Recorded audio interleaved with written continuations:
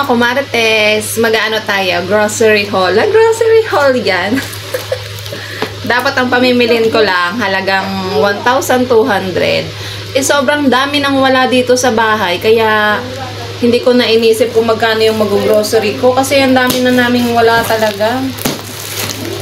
Binili ko na yung mga wala dito sa bahay. Kasi kami, mga kumarites, kami dalawa ng asawa ko, siya ang nakatoka sa pambili namin ng ulam. Since meron naman akong trabaho, ako ang nakatoka sa grocery. So, yan. Ito ang aking mga pinamili.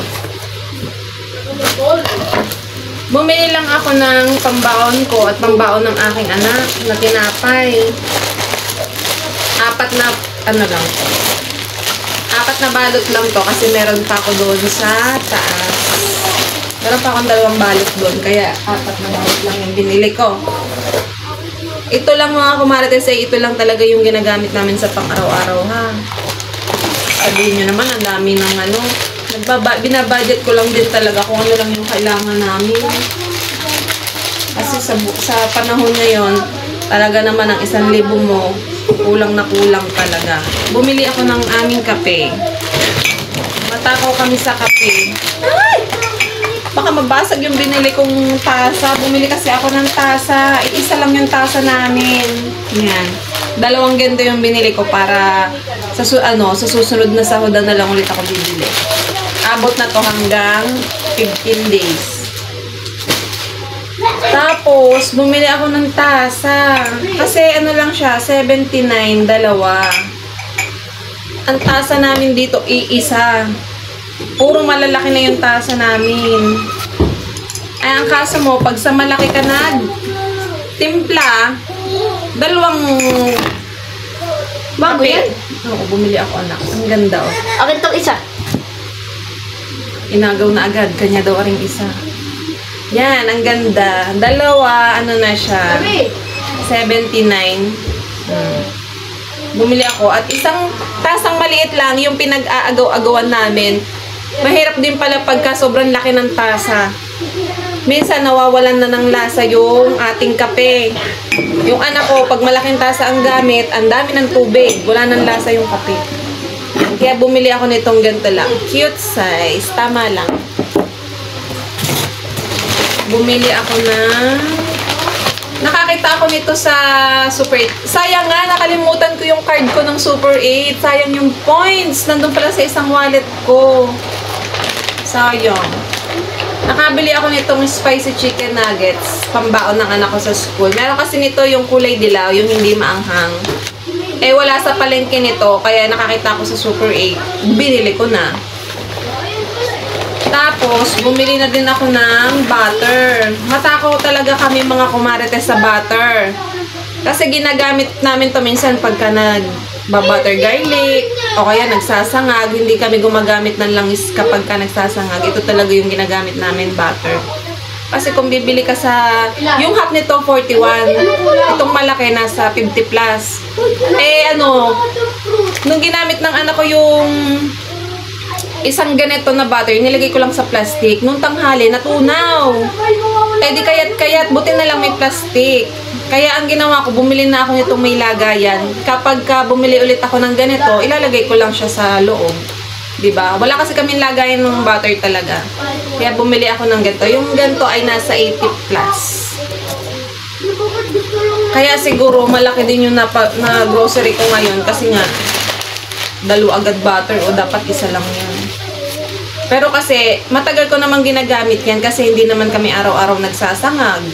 Bihira din akong bumili niyan. Yun nga lang, bumili ako ng pancit canton, 6. Pang merienda baga sa hapon minsan. Hindi naman madalas, minsan lang. Lalo na pagka walang merienda. Itong merienda namin sa hapon.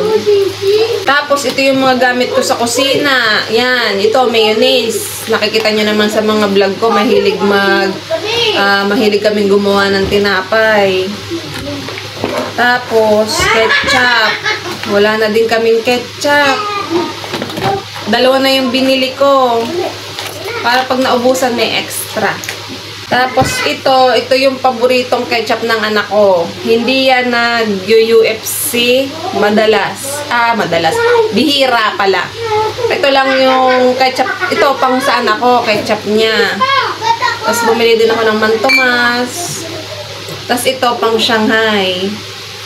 Tapos ito ang laging gamitin sa araw-araw. Toyo. Siyempre, hindi mawawala ang suka kasi siyempre, partner yan. Yung malaki na ang binili ko. Sasalin ko na lang. Mamaya, maglilinis ako nung lagayan ko kasi ang gabok na. Tapos ito, hindi mawawala ang ating Knorr seasoning. Lalo na pagka ang ulam lang namin ay yung itlog lang. Ito yung minsan yung ipinasasabaw namin para magkaroon ng lasa ang kanin. Patis. Bili na akong 2 patis. Dahil nananawa na ako sa peanut butter, at siguro yung asawa ko nananawa na din laging peanut butter yung pinapalaman ko sa tinapay niya, bumili na ako nito. Ito lang naman kasi yung palaman na gusto niya sa Lady's Choice, yung tuna spread. Ayaw niya nung chicken, yung ibang ham. Ayaw niya, tuna lang ang gusto. Kaya bumili na ako ng maliit. Tapos, bumili ako sa Delata, ito lang ang gusto ng anak ko na binabaon niya sa school kasi nauubos niya yung kanin. Ito, San Marino. Mas gusto niya to. Mas gusto niya. Hindi naman kasi araw-araw siya nagbabaon na to. Salitan din kasi baka maumay. Bumili na ako ng 4. Tapos, itatry ko tong kasi laging sinasabi sa akin, ham daw, ham. Di bumili ako nitong Chinese style na luncheon meat. Itatry ko kung masarap. Tapos, syempre, hindi mawawala ang ating... Ang napamili ko lahat ay 2,064. Gardenia. Bumili din ako ng juice. Kaya alam niyo minsan pag nandito yung kapatid kong si Kumarites, nako dito siya nag-grocery. Ayan, hindi na sila nabili sa tindahan, hindi na lang sila nakuha sa aking rep. Tapos ito, hindi pwedeng mawawala to. Dahil pag nagpiprito, yan. Tissue. Ano yan? Ayun, siomay. Ayos sa'yo. Ayos na rin niya kay Bumili din ako ng shampoo. Ito lang yung shampoo namin. Wala akong makita yung wings na orange. Kaya itong violet ang binili ko. Tatry ko.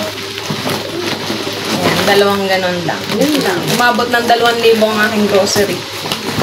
Dapat. Pero yung mga wala kasi binili ko na. Bumili din ako ng tasa ma. Wala kasi kaming tasa. Sino tumawag?